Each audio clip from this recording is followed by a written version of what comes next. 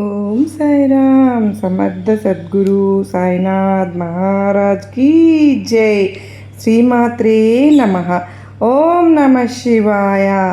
అందరికీ కూడా శివరాత్రి పురస్కరించుకొని మనం ఎంతో బాగా చేసుకున్నాం కదండి. కళ్యాణం చేసుకున్నాము. శివయ్య కళ్యాణం చూస్తూ ఈ వీడియో అనేది మీరు చూడటం మొదలుపెట్టండి ఫ్రెండ్స్. ముందుగా మన కుటుంబ సభ్యులందరికీ కూడా అందరూ కూడా ఎప్పుడు ఆరోగ్యంగా బాగుండాలని మనస్ఫూర్తిగా శివయ్యను కోరుకుంటూ ఈరోజు వీడియో మొదలు పెడుతూ ఉన్నానండి.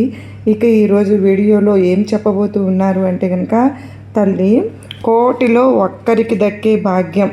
ఇది చూడగానే ఇక్కడ ఉన్నటువంటి నందిని తాకమ్మ, నీకున్నటువంటి సమస్య బాధ ఏంటో దానిని నేను మాయం చేస్తాను అంటూ ఈరోజు ఒక మంచి సందేశాన్ని తీసుకొచ్చారు కదండి. కోటిలో ఒక్కరికి దక్కే భాగ్యాన్ని ఈరోజు మనకు కల్పిస్తున్నారు. ప్రతి ఒక్కరూ కూడా భక్తితో శ్రద్ధతో గనక చెప్పినట్లుగా మనం చూసిన క్షణమే అక్కడ ఉన్నటువంటి నందిని పట్టుకుని మీ మనసులో అటువంటి ఏ కోరిక అయితే ఉందో, లేదా మీకు ఏదైనా బాధ ఏంటో సమస్య ఏంటో కనుక మనస్ఫూర్తిగా మనం ధ్యానం చేసుకుని ఆ సమస్యను చెప్పుకొని ఆ నందిని తాకమ్మ నీకు ఈరోజు ఏం చెప్పబోతూ ఉన్నానో, ఆ సమస్యకు తగిన పరిష్కారం ఏ విధంగా అందించబోతూ ఉన్నానో ఈ చిన్న సందేశాన్ని ఒక కథ రూపంలో తెలుసుకొని విందాం. సిరిపురం అనే గ్రామంలో సీనయ్య అనే ఒక రైతు తన కొడుకుతో కలిసి వ్యవసాయం చేస్తూ జీవనం సాగిస్తూ ఉండేవాడు. ఒకరోజు రాత్రి ఆ ఊర్లోని ఒక వ్యక్తి సీనయ్య ఇంటి ముందుకు వచ్చి ఇలా పిలుస్తాడు. సీనయ్య, ఓ సీనయ్య, తలుపు తీయి ఒక్కసారి. ఏంటి వెంకన్న ఈ సమయంలో వచ్చావు? ఎందుకు కంగారుగా ఉన్నావు? మా ఆవిడ కళ్ళు తిరిగి పడిపోయిందయ్యా. పెద్ద దెబ్బ తగిలింది. ఏమైందో ఏంటో వైద్యం దగ్గరికి తీసుకెళ్ళడానికి కొంచెం బండి కడతావా? ఎందుకు కట్టను, కంగారు పడకు, పద ఇప్పుడే వస్తున్నాను. అలా సీనయ్య బండి కట్టి వెంకన్న భార్యను ఆసుపత్రికి తీసుకుని వెళ్తారు. వైద్యుడు పరీక్షించి ఇలా అంటాడు, చాలా రక్తమే పోయింది. సరైన సమయానికి తీసుకొచ్చారు. ఇక ఎటువంటి ప్రమాదము లేదు. ఈ రాత్రికి ఇక్కడే ఉంచి రేపు ఉదయం తీసుకువెళ్ళండి. అప్పుడు వెంకన్న సేనయ్యతో ఇలా అంటాడు, సమయానికి శివరాత్రి అని కూడా చూసుకోకుండా మీ ఇంట్లో ఉన్న జాగరణ ఈ విధంగా తను జాగరణ చేస్తూ కళ్ళు తిరిగి పడిపోయింది అని చెప్పావు. నిజంగా రాకుండా ఎలా ఉంటాను అంటూ నువ్వు తీసుకువచ్చి సరైన టయానికి బండి కట్టి నాకు నా భార్యని ఇక్కడి దాకా తీసుకురాగలిగాము, లేకపోతే పెద్ద ప్రమాదమే జరిగేది. ఉన్నట్లుండి పొద్దుటి నుంచి శివరాత్రి కనుక ఈరోజు ఉపవాసం ఉండి జాగరణ చేస్తూ ఉంది.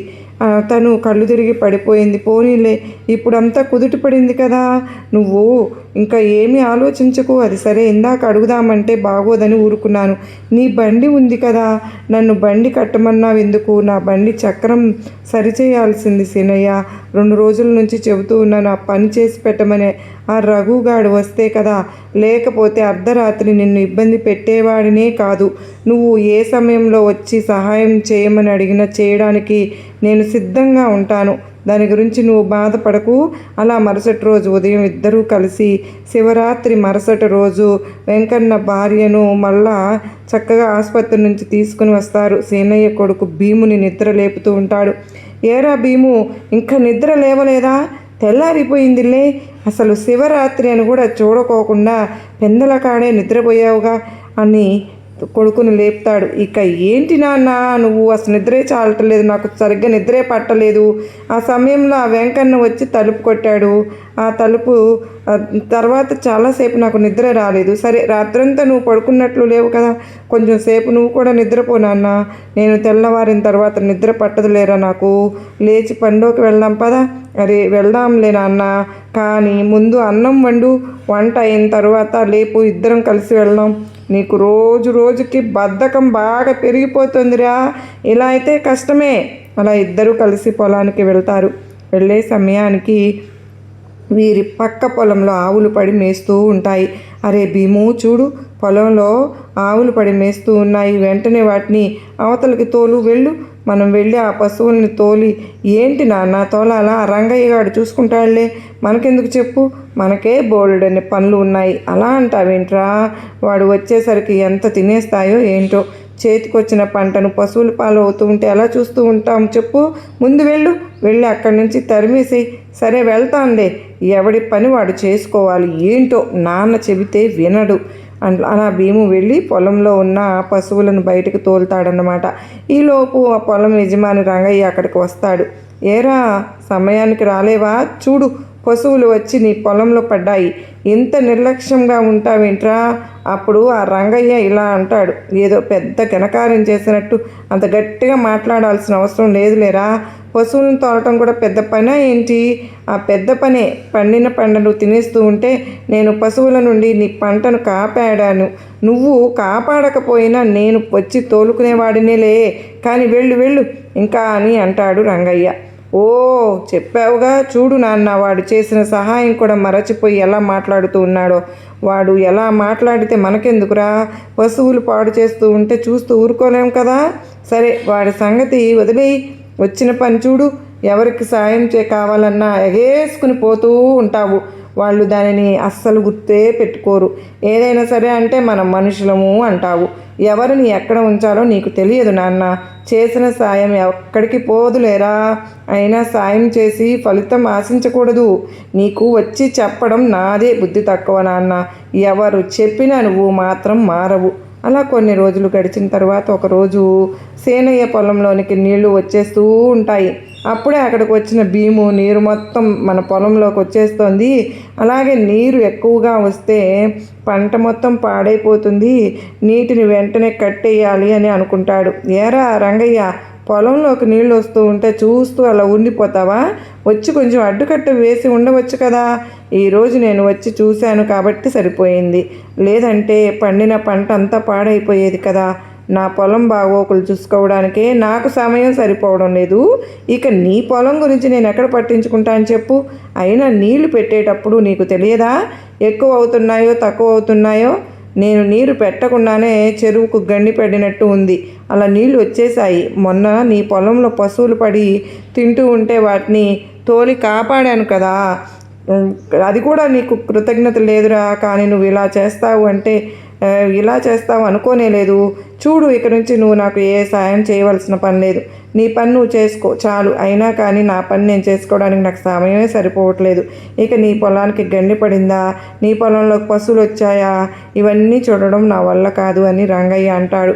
చేసిన పని సహాయాన్ని మరచిపోయే నీలాంటి వాడిని అడిగి నేను తప్పు చేశాను, నాది బుద్ధి తక్కువ. అలా ఇంటికి తిరిగి వస్తూ ఉండగా దారిలో భీము కింద పడి కాలికి గాయం అవుతుంది. అదే సమయంలో వెంకన్న అటుగా వెళ్తూ ఉంటాడు. వెంకన్న, బాబాయ్ ఇంటికి వెళ్తున్నావా? అవును, ఇంటికి వెళ్తున్నాను. ఏమైంది భీము, అలా ఉన్నావు? నేను వస్తూ ఉండగా రాయి తగిలి కింద పడ్డాను. కాలు బాగా నొప్పిగా ఉంది. నువ్వు ఎలాగో ఇంటికే కదా వెళ్తూ ఉన్నావు. కొంచెం నన్ను బండి ఎక్కించుకుని ఇంటి వరకు దించుతావా? నడవలేకపోతూ ఉన్నాను. అయ్యో, ఏమో, బండి నిండా బస్తాలున్నాయి రా. నువ్వు వాటి మీద ఎక్కితే అంత బరువు ఈ ఎద్దులు మోయలేవేమో. నువ్వు ఎలాగో అలాగ ఇంటికి వచ్చేసేయి, నేను వెళ్తూ ఉన్నాను అని అక్కడి నుంచి ఆ వెంకయ్య వెళ్ళిపోతాడు. చూడు, నేను ఎంత బాధపడుతున్నా కూడా పట్టించుకోకుండా ఎలా వెళ్ళిపోతూ ఉన్నాడో. అలాగే నెమ్మదిగా ఇంటికి చేరుకుంటాడు భీము. జరిగిందంతా తండ్రికి చెప్తాడు. చూడు భీము, వాడి బండి మీద ఏవో బస్తాలు ఉన్నాయి అంటున్నాడు. లేకపోతే ఎక్కించుకునేవాడేమో. నాకు తెలియదా నాన్న, బండిలాగే ఎద్దులు ఎంత బరువు మోయగలవో? నన్ను కావాలనే వెంకయ్య బాబాయి ఆ బండిని ఎక్కించుకోలేదు. అదే ఆ వెంకన్న గారి భార్యకు బాగోలేకపోతే నువ్వు అర్ధరాత్రి బండి కట్టి సాయం చేశావు కదా. ఆ కృతజ్ఞత కూడా వాడికి లేదు. చేసిన సాయాన్ని వెంటనే మరచిపోతారు. నీకు ఎన్నోసార్లు చెప్పాను భీము, ఫలితాన్ని ఆశించి సాయం చేయవద్దు అని. సరే, ఇవన్నీ మరచిపో.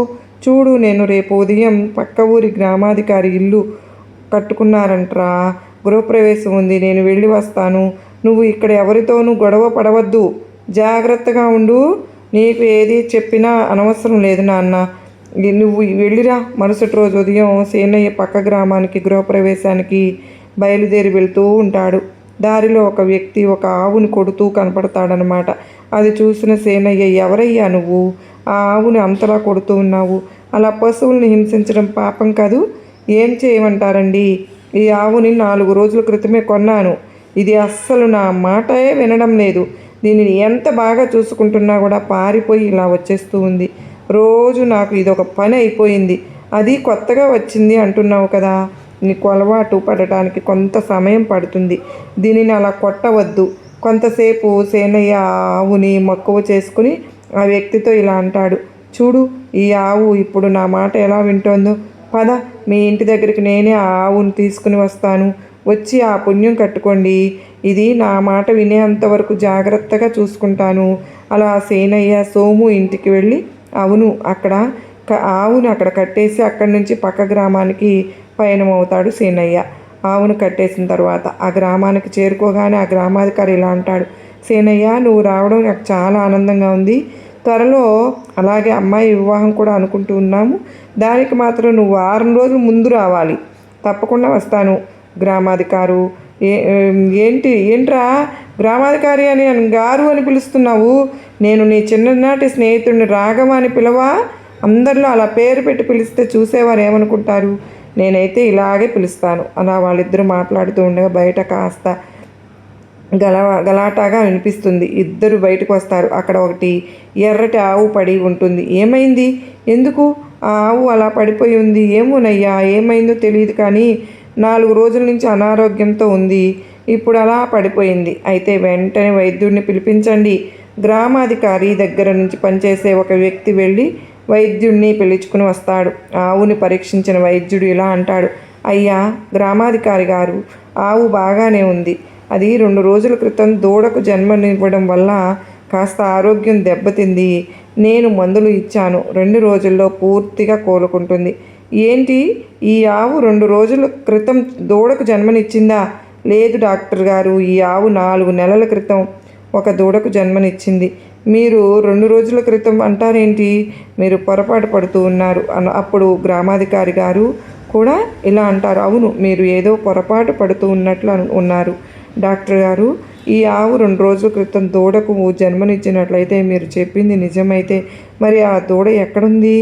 మరి చెప్పండి. అలా వారు మాట్లాడుతూ ఉండగా అక్కడికి ఇంకొక ఆవు ఎర్రగా ఉన్నది అలాంటిది వస్తూ ఉంటుంది. అదేంటి, ఈ ఆవు అచ్చం ఇక్కడ పడి ఉన్న ఆవులాగే ఉంది. అయ్యో, హాహా, ఇప్పుడు అర్థమైంది. ఇక్కడ పడి ఉన్న ఆవు మనది కాదయ్యా.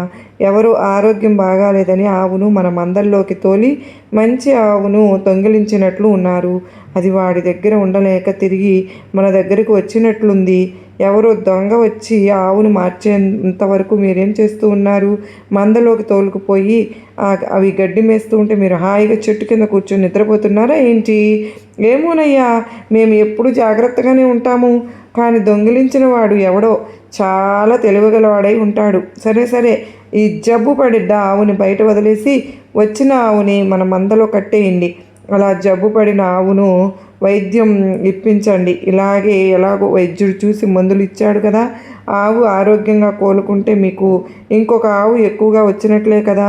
దానిని అలా వదిలేయటం మంచిది కాదు అని సేనయ్య గ్రామ పెద్దగారితో అంటాడు. నువ్వు అన్నది నిజమే సేనయ్య. సరే, ఈ ఆవుకి డాక్టర్ ఇచ్చినటువంటి మందులు వేయండి. సరే గ్రామాధికారి గారు, ఇక నేను వెళ్ళి వస్తాను. నాకు చాలా పనులు ఉన్నాయి. అంత తొందర ఏముంది? వెళ్దు అనలే సేనయ్య. వచ్చి చాలా రోజులకు వచ్చావు అని అంటే, లేదు చాలా పనులున్నాయి, కానీ నేను మీకోసం వచ్చాను.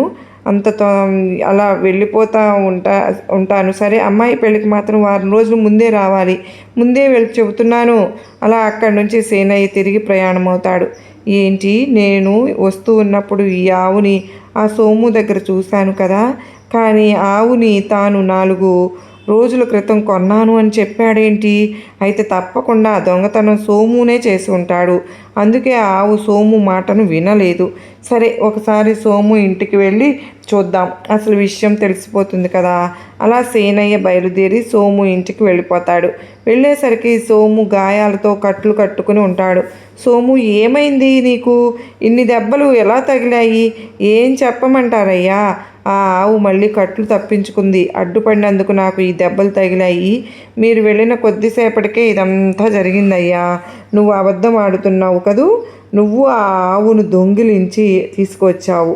ఆ విషయం నాకు తెలుసయ్యా. మీ దగ్గర ఇక నిజం నేను దాచలేను. నేను చాలా పేదవాడిని.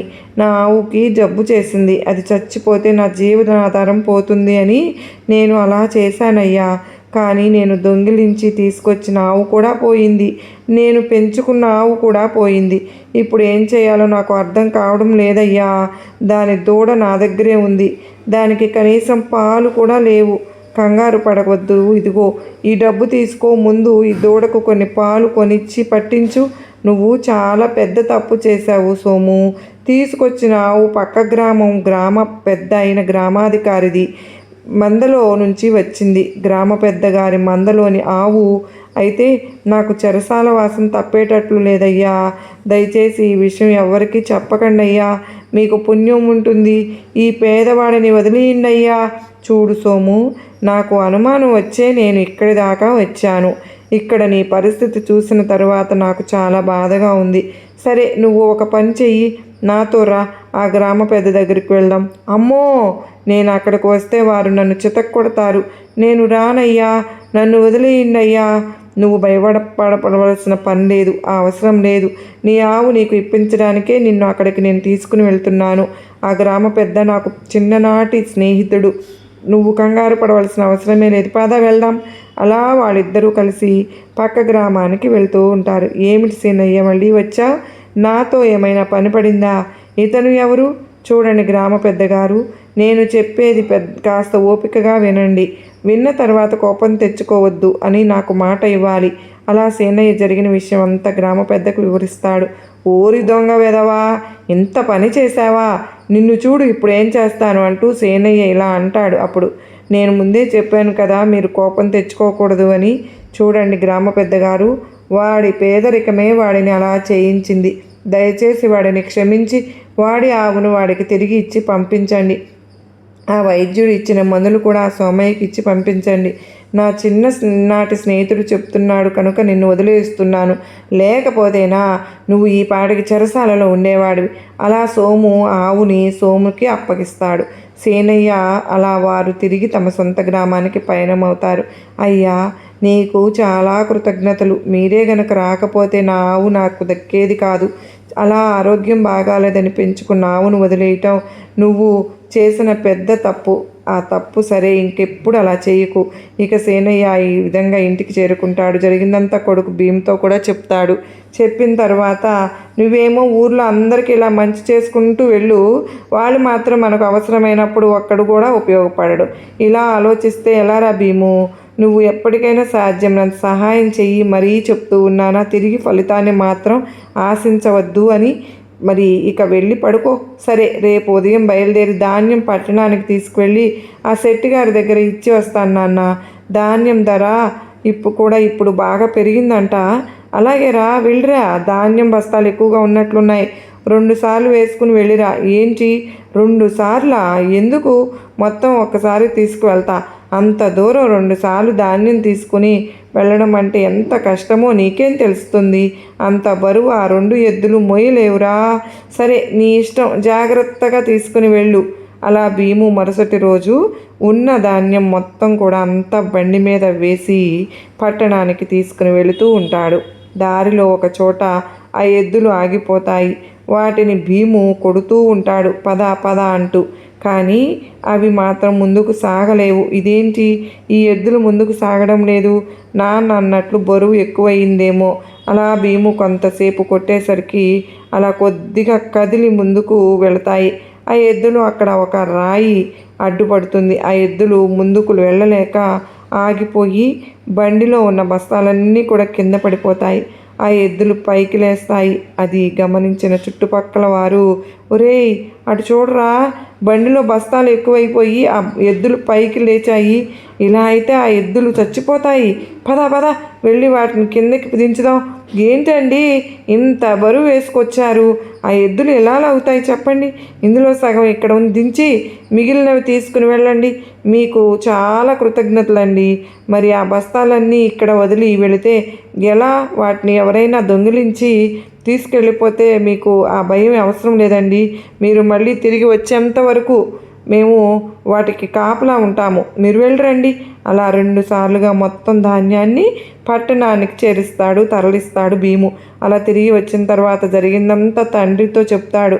నాన్న, వారే గనక లేకపోతే మన ఎద్దులు 2 ఆ బరువును మోయలేక అక్కడే చచ్చిపోయేవి.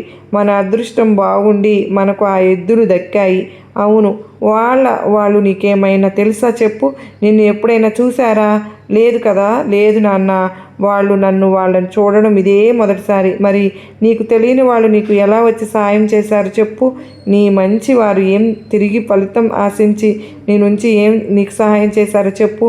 అక్కడ ఎద్దులు ఇబ్బంది పడడం చూడలేక వారు నీకు సహాయం చేశారు, అంతేకాని నువ్వు వారికి తెలుసా లేదా అని వారు ఎదురు చూడలేదు. నీ నుండి వారు ప్రతిఫలం కూడా ఆశించకుండా నీకు సాయం చేశారు. అవును నాన్న, నువ్వు చెప్పింది నిజమే. వాళ్ళు నేను వచ్చే వరకు మన ధాన్యానికి కాపలా కూడా ఉన్నారు.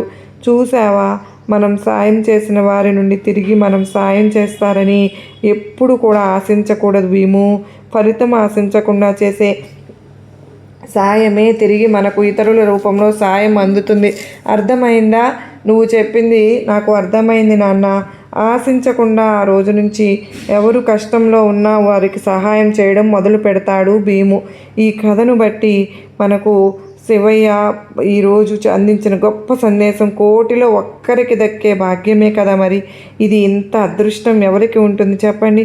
జీవితంలో ఇటువంటి కథలు విన్న తరువాత కొంచెమైనా కూడా మన జీవితంలో మార్పు కలిగితే ఎంతో బాగుంటుంది. ఎవరైనా తప్పు చేస్తూ ఉంటే ఆ తప్పును సరిదిద్దడానికి భగవంతుడు ఈ విధంగా మనకు కథల రూపంలో సందేశాన్ని పంపుతూ ఉంటారు కదా. దాని ద్వారా మనము నేర్చుకోవాల్సింది చాలానే ఉంటుంది. ఈ కథ మీకు నచ్చింది కదూ?